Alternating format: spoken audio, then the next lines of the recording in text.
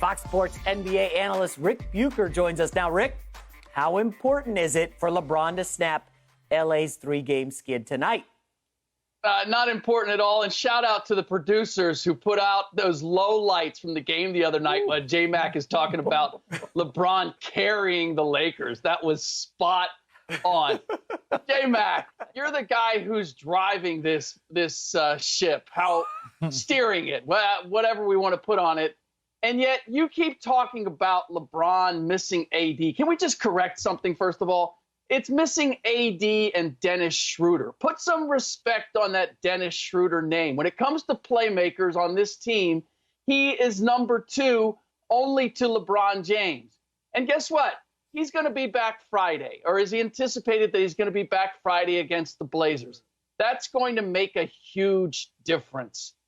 Is there anybody, Utah Jazz or anybody else, that the Lakers should be afraid of?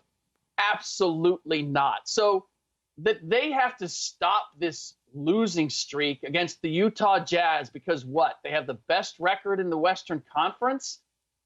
I just don't see a purpose behind it. And honestly, I don't see them ending the losing streak. I fully expect that the Utah Jazz are going to make this 4 losses in a row. I think the other element here that we're not taking into account is the fact that this season is different. And it's different in that normally when we get to the All-Star break, we're 2/3 into the season. And if the Lakers were having issues and questions about Anthony Davis's health were happening at the All-Star break in a normal season, it would make sense that maybe we take the temperature and say, are they going to be okay? But we're literally at the midway point of this season. With 35-some games still to go, I just can't see a way in which a game against the Utah Jazz in Salt Lake City, missing 2 of their 5 starters, is reason for alarm if they end up losing the game. Yeah, LeVar, you made a good point yesterday about anytime you have a losing streak, you want to end it. All right, there's a sense of urgency to end it. So I'll give you that. But I'm with Rick for the most part. I mean, come on, look. I do think they'll lose tonight. If they do, it's far from the end of the world. There's no shame to losing to the Utah Jazz without your second and third best players. They're expected to lose. Right. I mean, you got 40 games left. Remember, last year in December, which was about the same place we're at right now, maybe a tad bit earlier than we are right now, they had a 4-game losing streak. Remember in the bubble, they went 3-5. And it looked at times, really through that whole regular season in the bubble, that 8-game stretch, that they couldn't hit the 3 and they couldn't defend the 3. And obviously we know how last season ended. So this is not, some a litmus test for the Lakers. And to that point, even if they win tonight, you shouldn't, get out the pom-poms and let the confetti start flowing and think everything's right in Lakerland. It'll be one of 72. The Jazz are going to lose at some point. They've won 21 of 23, so they're going to lose another game. Maybe they'll take the Lakers lightly without AD and Dennis Schroder. So it'd be a good win, yes. The Lakers are just 5-7 against teams with winning records. That is the worst record against such teams of the top 7 teams in the West. And obviously a lot of those games came with Anthony Davis. So it'd be a great win. It would boost the confidence of the other guys. But either way, you shouldn't make too much out of what happens tonight. I'm learning this about you, Mr. Broussard. You are a master of selective qualifiers. Ooh. That's what you do. You're a selective qualifier, and I like it. It's a great technique, and it works very well, especially like in media. And I'm going to learn from you. We're going to talk offline, and I'm going to learn how to use selective qualifying. Slick Rick the Ruler, you used a line in one of your verses one time, and I think it went, hey, young world, the world is yours. Hey, young world, Donovan Mitchell, Rudy Gobert, Jordan Clarkson, drafted in I don't remember 17, writing it 13, exactly that way, and but 14. This is a must-win for the Lakers, and I'm going to tell you why. Because these young world babies are growing up into full-grown bulls with horns, all right? So when you have an opportunity to make an example, to set a tone, you do that. You don't say, oh, if we win, we win. But if we lose because there's so much season to be played left. No, because these guys are gunning for the crown. What's the crown? Oh, the crown. Wow. LeBron James, they call him King James. They are gunning for this crown. And right now, with the qualifiers that Chris Broussard just used so well and eloquently, Schroder is out. AD is out. Well, maybe that means that you don't have your Lancelot with you, King Arthur. So you're going into battle and you're going into war, and you don't have your best swords and shields with you going into these battles. And it always matters. When you win, when you lose, even if it's 100-game seasons that you have in basketball, and it's not as short as football is, like us football players, it always matters. And when you're in a losing streak, Slicks, when you're losing, you gotta fight to stop the bleeding, even if it's just for the mental morale. You know what's the worst thing to do when you lose?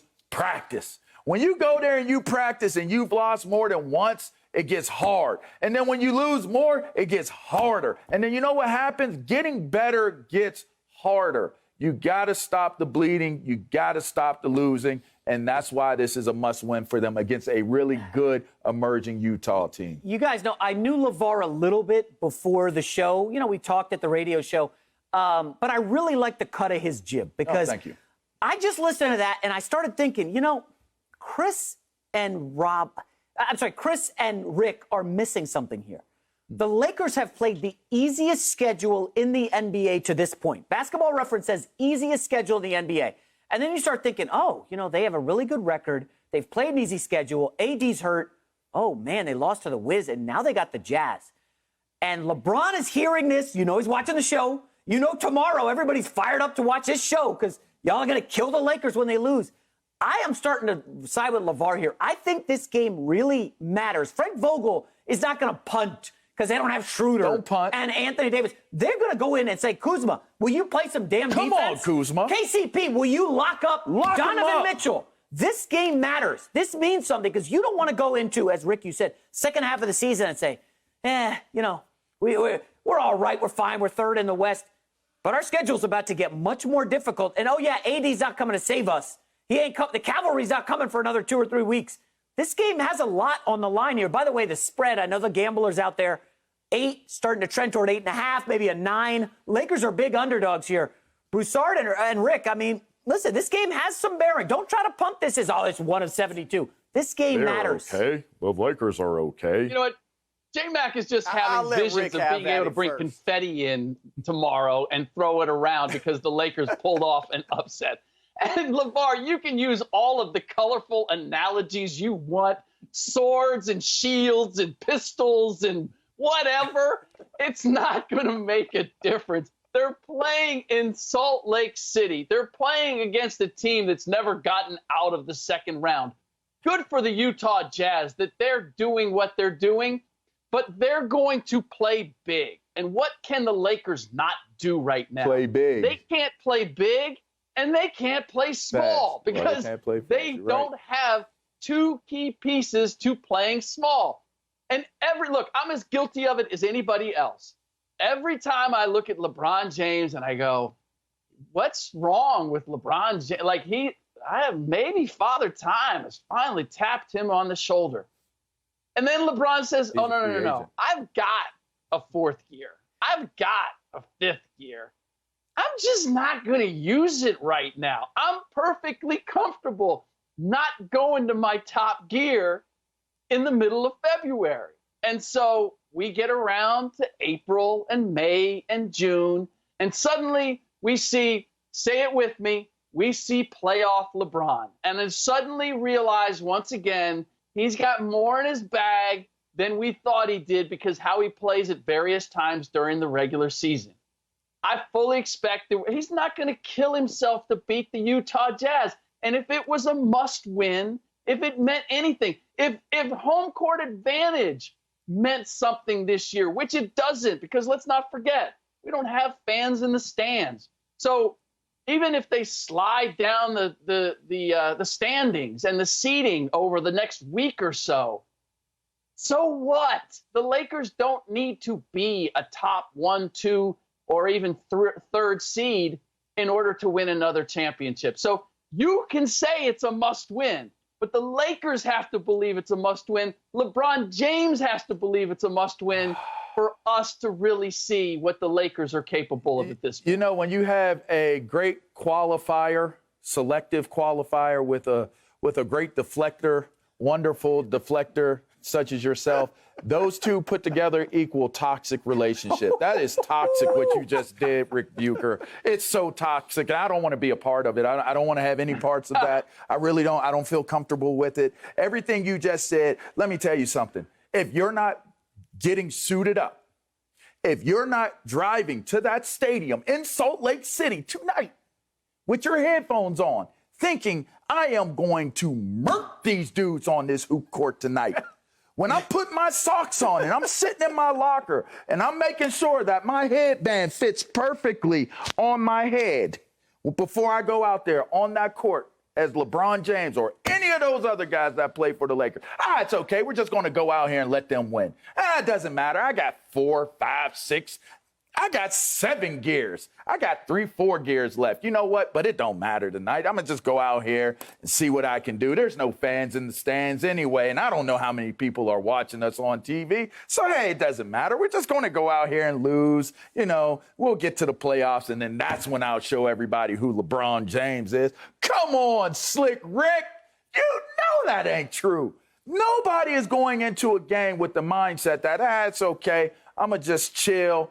You know, they might whoop up on us, embarrass us, but nobody's paying attention. They don't care. You know what, LeVar? I don't buy that at all. Maybe not going in, but at some point during the game, if it's not there and winnable, LeBron has made business decisions before. I understand that. But they're going to have to force them to make a business decision. And that, to me, that's why this is a must-win. Don't go into it having to make a business decision by the time you get to the end of the third quarter. That's all I'm saying. LeVar and J-Mac, you're confusing what we're saying. Oh. We're not saying the Lakers are conceding. We're not saying they're going out there like, we're not going to win tonight. We're just going to go through the motions. No, they very well could try their best. And without Anthony Davis and Dennis Schroder in Salt Lake City, they could lose. I'm going to point out your qualifiers every time. And now, LeVar, I love what you're saying. Right. If I was Frank Vogel, I would bring you into the locker room pregame and let you have at it. Let you give a pregame speech about how this is an absolute must-win. Everything is on the line. Now, the players, as they're tying their sneakers, they might be looking at you like, dude, we play 72 games, not 16. Relax, all right? But still, I love your fervor. But it is February. It is one of 72.